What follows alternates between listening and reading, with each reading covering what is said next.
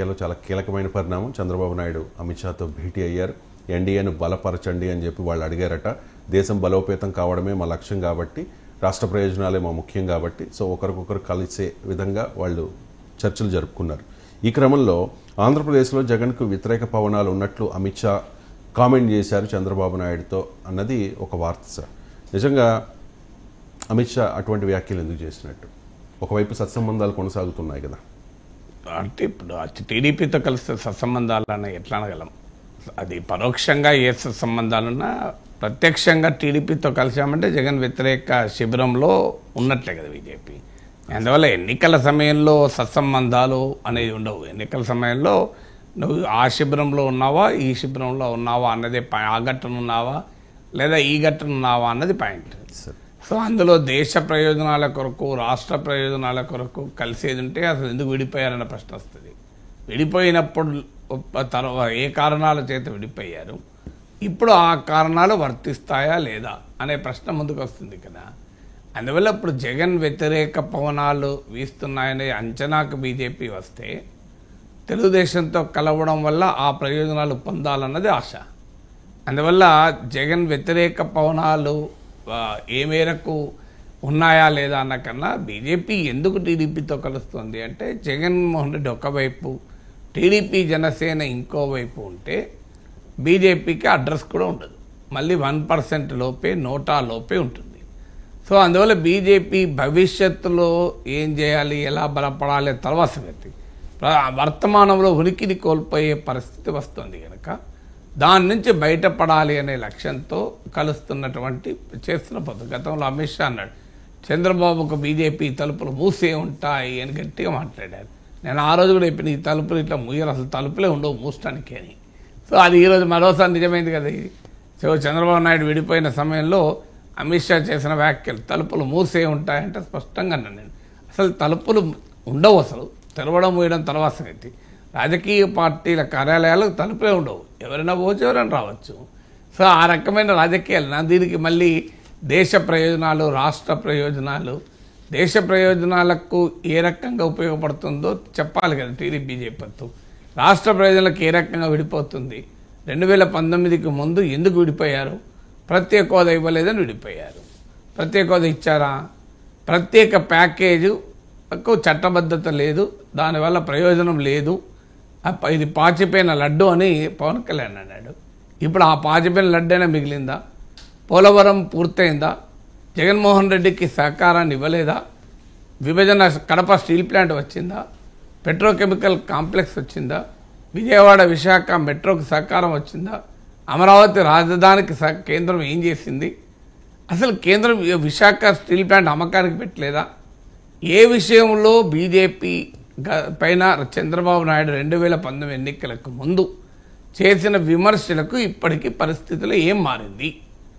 దీనిపైన ప్రజలకు చెప్పకుండా దేశ ప్రయోజనాల కొరకు, రాష్ట్ర ప్రయోజనాల కొరకు కలుస్తున్నామంటే, మీరు విడిపోయినప్పుడు దేశ ప్రయోజనాలు రాష్ట్ర ప్రయోజనాలే, మీరు కలిసినప్పుడు దేశ ప్రయోజనాలు రాష్ట్ర ప్రయోజనాలే.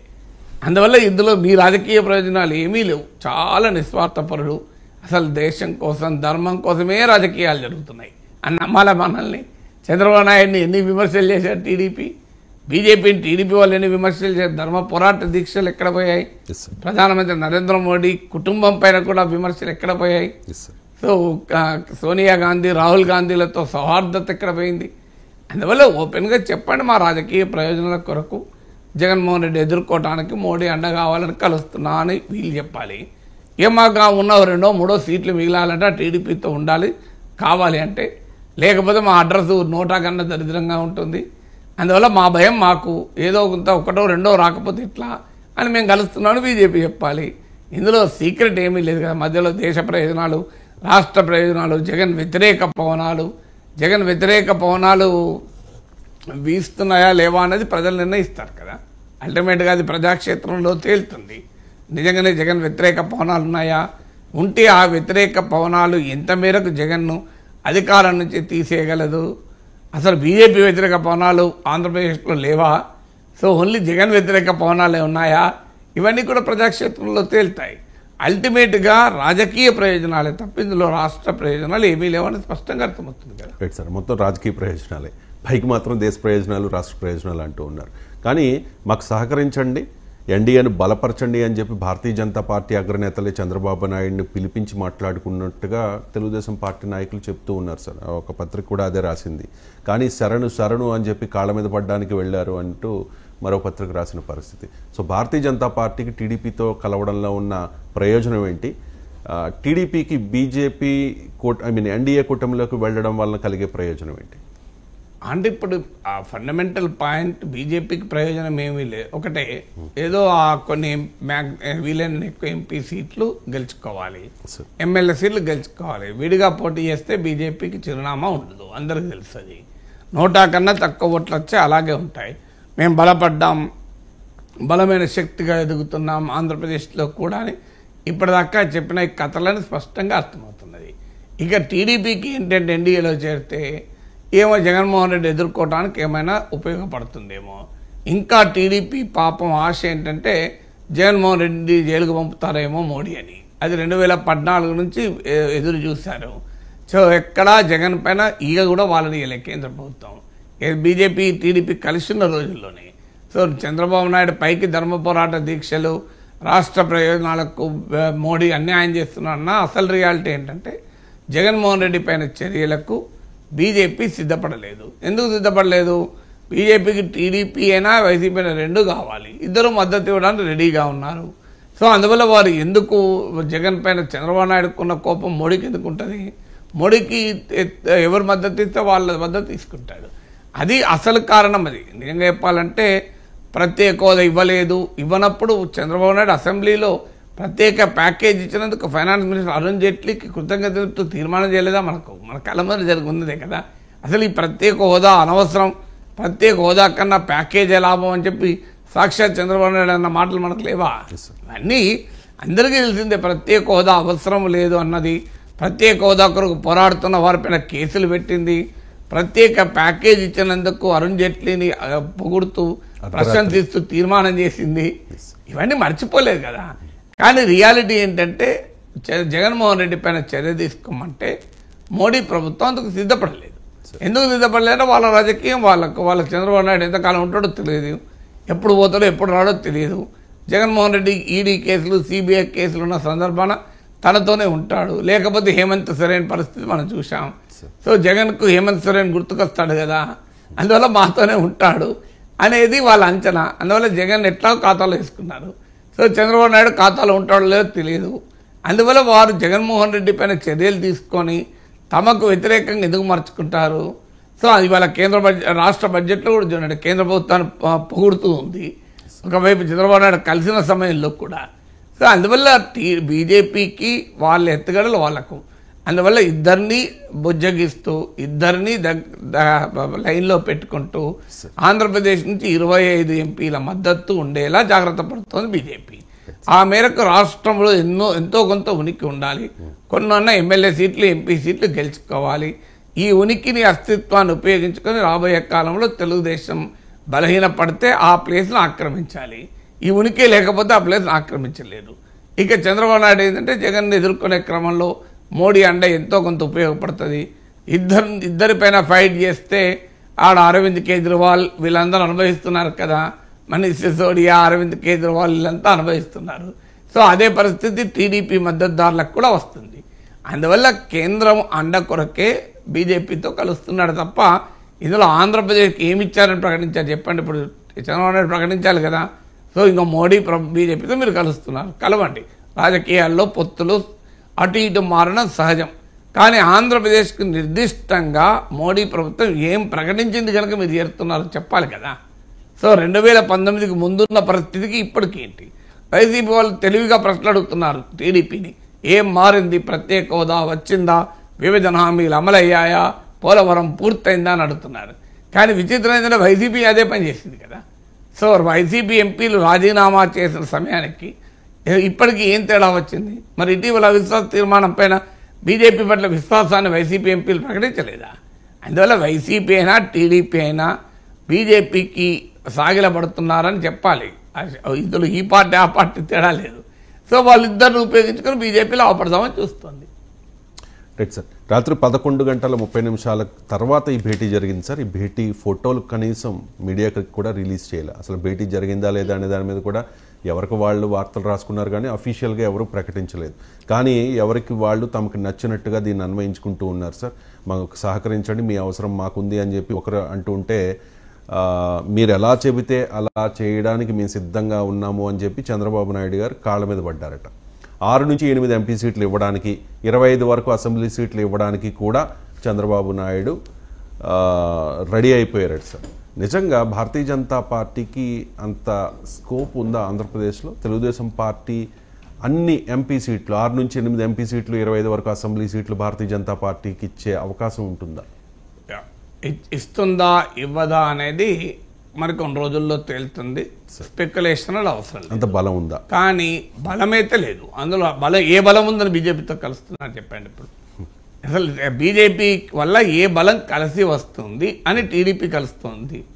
సో అది బలము అనేది, బలాబలాలు అనేది ప్రాతిపదికే కాదు. బలాబలాలే ప్రాతిపదిక అయితే బీజేపీ వల్ల టీడీపీకి ఏమంటే మైనసే, ప్లస్ ఏం లేదు. ఎందుకంటే బీజేపీకి ఉన్న ఓటింగ్ 1%, అందులో ఎంత ట్రాన్స్ఫర్ అవుతుందో తెలియదు.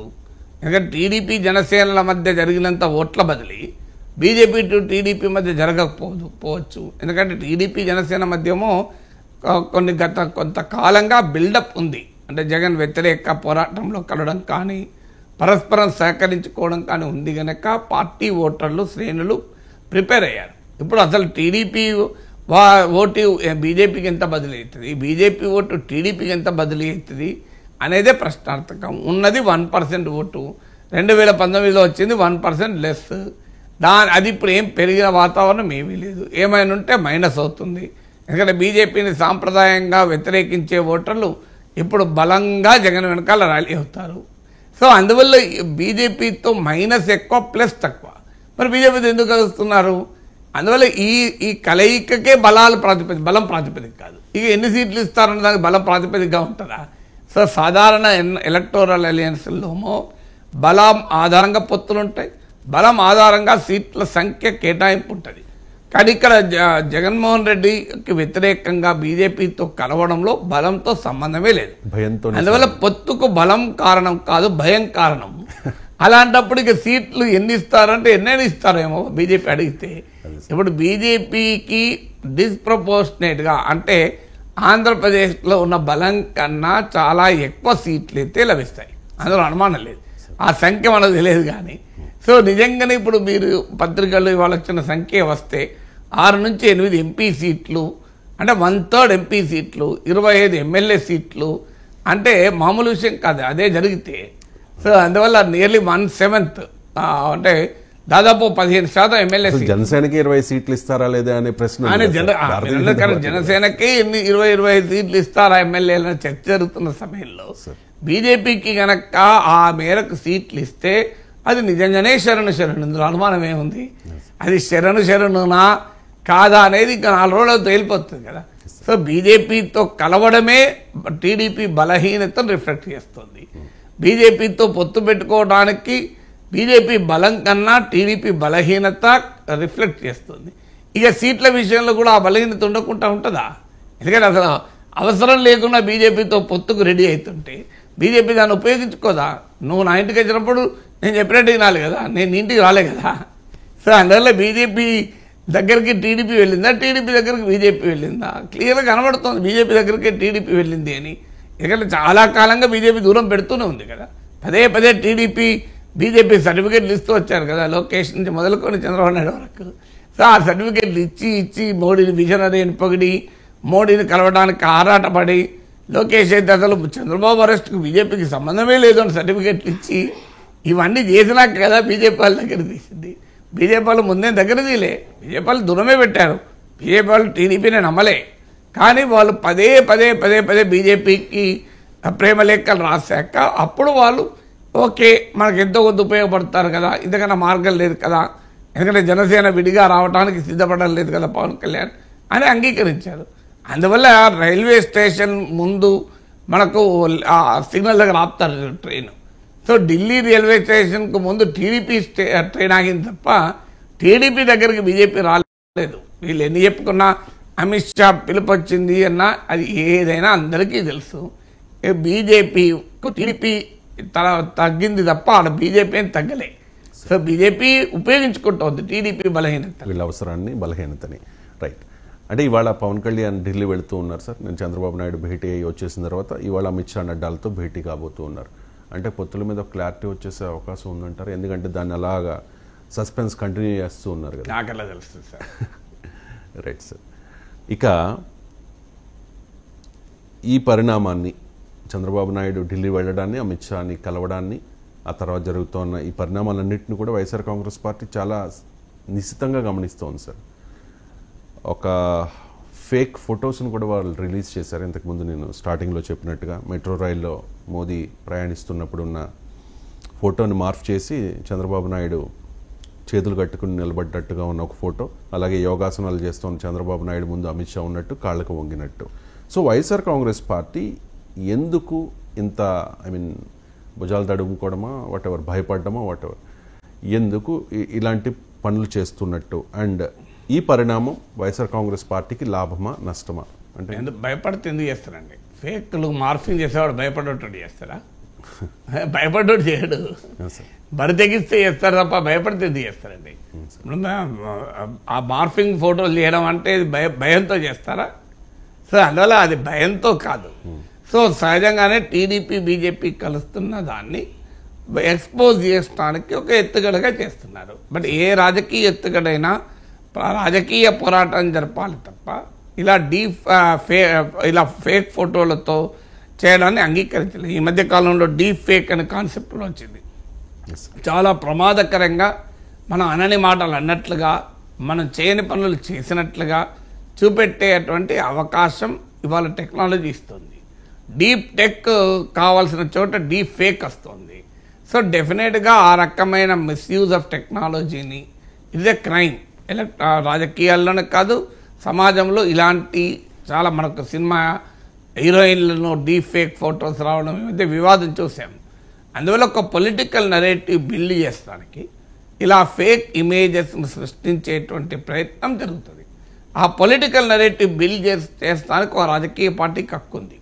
ఎందుకంటే చంద్రబాబు నాయుడు బీజేపీ ముందు మోకరిల్లాడు, టీడీపీ బీజేపీ ముందు మోకరిల్లింది అన్న రాజకీయ విమర్శ చేసే హక్కు ఏ పార్టీకైనా ఉంటుంది. కానీ ఆ రాజకీయ విమర్శకు నమ్మకం కలిగించడానికి ప్రజలకు మీరు చెప్పాల్సిన పద్ధతి ఫేక్ ఇమేజెస్తో మాత్రం కాదు. ఒక రకంగా ఫేక్ ఇమేజెస్ రేపు అది బూమరాంగ్ అయిపోయి ఇంకా నష్టం జరిగే అవకాశం ఉంటుంది. Let the game be fair. Yes, TDP BJP బహిరంగంగానే కలుస్తున్నారు కదా. కలిసిన తర్వాత రేపు బీజేపీకి ఎన్ని సీట్లు ఇస్తారో చూస్తే మనకు అర్థం కదా ఈ ఇమేజెస్తో సంబంధం ఏంటి. చంద్రబాబు నాయుడు వెళ్ళి అమిత్ షా కాలు మొక్కుతాడని ఎవరు అనుకోరు కదా. చంద్రబాబు నాయుడు వయసు రీత్యా పెద్దవాడు, కాలు మొక్కడం అనే ప్రశ్నే రాదు కదా. సో అందువల్ల ఆ రకమైనటువంటి చీప్ టాక్టిక్స్ వల్ల ఏ రాజకీయ పార్టీకి లాభం జరగదు. ఆ రకంగా దీనిపైన ఎవరికి గుత్తాధిపత్యం కూడా ఉండదు. మీరు ఒకసారి ఇప్పుడు మనం గతంలో చూసాం, వైసీపీ సోషల్ మీడియా వాళ్ళు పప్పు అని కొట్టుడుతోనే లోకేష్ వచ్చేలా వారు సర్చ్ ఇంజిన్ ఆప్టిమైజేషన్ అంటారు, అంటే SEO చేశారు.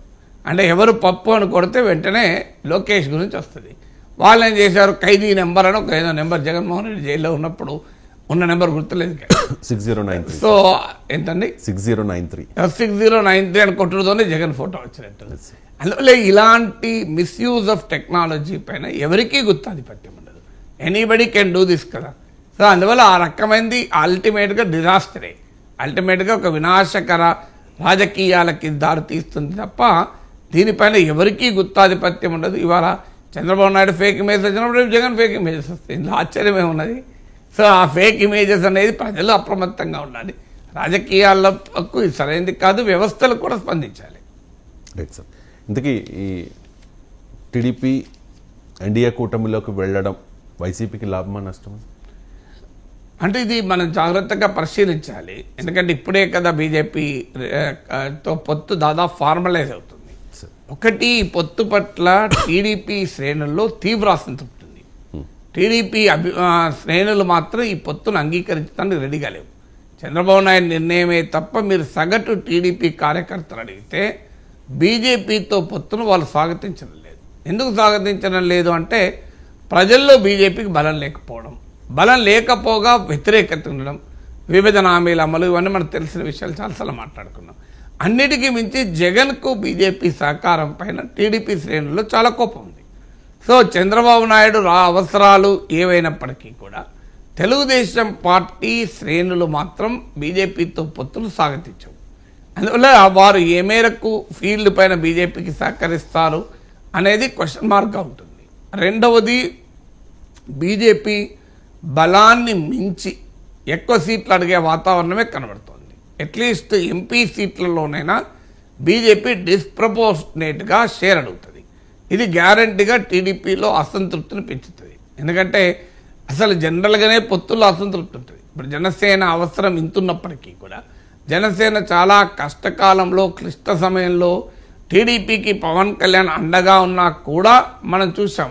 మండపేటలో అసంతృప్తి చూసాం, జక్కంపేటలో అసంతృప్తి చూసాం, ఇతర చోట్ల కూడా అసంతృప్తి చూస్తున్నాం. అలాంటిది బలమే లేని బీజేపీకి సీట్లు కట్టబెడుతున్న తర్వాత టీడీపీలో అసంతృప్తి ఉండదా? సో సహజంగా అసంతృప్తి ఉంటుంది. సో అందువల్ల అది రెండవ ఆస్పెక్ట్గా ఉంటుంది. మూడవ ఆస్పెక్ట్ ఏంటి అంటే ప్రజల్లో ఒక క్రెడిబిలిటీ పోతుంది. అంటే ఇప్పటికీ వైసీపీ చెప్తున్నది అదే కదా, చంద్రబాబు నాయుడు యూటర్న్ పాలిటిక్స్, ఆయన ఎప్పుడు ఎవరితో కలుస్తాడో తెలియదు, అందువల్ల ఒక విశ్వాసం లేని రాజకీయము, ఓ మాట పైన నిలబడడు అనేటువంటిది బ్లేటెంట్గా ఎక్స్పోజ్ అవుతాడు. ఇప్పుడు జగన్మోహన్ రెడ్డి బీజేపీతో ఉన్న సంబంధాలేమో ఇంప్లిసిట్, ఎక్స్ప్లిసిట్ కాదు. సో టీడీపీని గతంలో ఒక ఎక్స్ట్రీమ్కు పోయాడు చంద్రబాబు నాయుడు. జగన్మోహన్ రెడ్డి ఏనాడు ఎక్స్ట్రీమ్కు పోలేదు. అవిశ్వాస తీర్మానం పెట్టిన మాత్రం నిజమే, కానీ మోడీని వ్యక్తిగతంగా మాట్లాడి మోడీ కుటుంబ సభ్యులు మాట్లాడలే. చంద్రబాబు నాయుడు ఆ ఎక్స్ట్రీమ్కు పోయి మోడీ పైన వ్యక్తిగతమైన దాడి కూడా చేసి ఇప్పుడు మళ్ళీ పూర్తిగా మళ్ళీ మోడీ దగ్గరికి వస్తున్నాడు. సో దీన్ని రాజకీయ నాయకులకు అలవాటే కావచ్చు, ప్రజలు ఏ రకంగా దీన్ని డైజెస్ట్ చేసుకుంటారు, అంటే ఇది ఏ రకమైన సంకేతాన్ని పంపిస్తుంది అని. దాంతోపాటు బీజేపీని వ్యతిరేకించే వర్గాలు, సో ఆ వర్గాలు ఇప్పటికే వైసీపీ వెనకాల ఉన్నాయి కనుక కొత్తగా మాకేం నష్టము అని టీడీపీ అంచనా కావచ్చు. ఎందుకంటే ముఖ్యంగా బీజేపీని వ్యతిరేకించే లౌకికవాదులు, సెక్యులర్ ఓటర్ల కన్నా కూడా మైనారిటీలు, ముస్లిం మైనారిటీలు, క్రిస్టియన్ మైనారిటీలు బీజేపీ పట్ల వ్యతిరేకము. సో ఆ వ్యతిరేకత ఇప్పుడు ఇటీవల షర్మిల కూడా ఉపన్యాసాలు చెప్పారు. మణిపూర్లో క్రిస్టియన్లపై దాడులను కూడా ప్రస్తావించారు. ఆంధ్రప్రదేశ్లో షెడ్యూల్ కులాలు, ముఖ్యంగా మాలలో చాలామంది గణనీయమైన సంఖ్యలో క్రైస్తవులు ఉన్నారు. సో ఈ క్రిస్టియన్ ముస్లిం ఓటర్లు ఇప్పటికే వైసీపీ వెనకాల ఉన్నారు, మీరు ఆ మెజారిటీ ఓటర్లు. సో అది మరింతగా కన్సాలిడేట్ జగన్కు అనుకూలంగా జరగవచ్చా? ఇక్కడ యాంటీ బీజేపీ ఓటరు బీజేపీతో కలవడం పట్ల ఎలా రియాక్ట్ అవుతారు అన్నది ఇంకొక అంశంగా మనం చూడాలి. సో ఈ పరిణామాలతో పాటు జగన్మోహన్ రెడ్డిని ఇంటికి పంపడానికి ప్రజలు రెడీగా ఉన్నారు. ఈ క్షణంలో ఎన్నికలు జరిగితే ఘోరంగా ఓడిపోతాడు, 20 సీట్లకే పరిమితం అవుతారని ఇప్పటిదాకా టీడీపీ, జనసేన చెప్తోంది. అదే నిజమైతే మరి బీజేపీని ఎందుకు కలుపుకుంటున్నారు? బీజేపీ సీట్లు ఇవ్వాల్సిన అవసరం లేదు కదా. ఎందుకంటే బీజేపీకి అయ్యకపోయినా కూడా వైసీపీని ఓడించడంలో బీజేపీ వల్ల లాభం ఏమీ లేదు కదా, ఆల్రెడీ ప్రజలు సిద్ధంగా ఉన్నారు కదా. సో ప్రజలు వైసీపీ పైన అంత వ్యతిరేకత ఉంటే చంద్రబాబు నాయుడు ఇంత డెస్పరేట్గా జనసేన, బీజేపీ వీళ్ళందరినీ కలుపుకోవాల్సిన అవసరం ఏంటి అనేటువంటి నెరేటివ్ని కూడా వైసీపీ బిల్డ్ చేస్తుంది. చూడండి, జగన్మోహన్ రెడ్డి బలంగా ఉన్నాడు కనుకనే కదా వీళ్ళంతా కలుస్తున్నారని. అందుకే ఇప్పటికే చెప్తున్నారు, చంద్రబాబు నాయుడు సొంతగా గెలిచిన సందర్భం లేదు, ప్రతిసారి ఆయన పొత్తులు పెట్టుకొనే గెలుస్తాడు. అది 99లో చూసాం, పొత్తులు ఉన్నప్పుడు గెలిచాడు. 2004లో పొత్తులు పెట్టుకోలేదు, ఓడిపోయాడు. అఫ్కోర్స్ 2009లో పొత్తులు పెట్టుకున్నా ఓడిపోయాడు అనుకోండి. 2014లో మళ్ళీ పొత్తులు పెట్టుకొని గెలిచాడు. 2019లో పొత్తులు పెట్టుకోలేదు, ఓడిపోయాడు.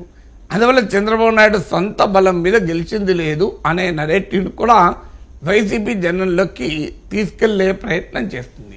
అన్నిటికీ మించి జగన్ వెనకాల ఉన్న ఓటరు, అంటే సంక్షేమ పథకాల వల్ల, ఇతర వల్ల జగన్కు అనుకూలంగా ఉండి కానీ డెవలప్మెంట్ జరగలేదనో, స్థానిక ఎమ్మెల్యే పైన కోపంతోనో అసంతృప్తిగా ఉన్న వాళ్ళు ఇప్పుడు జగన్ వెనకాల మరింతగా కన్సాలిడేట్ అవుతారు.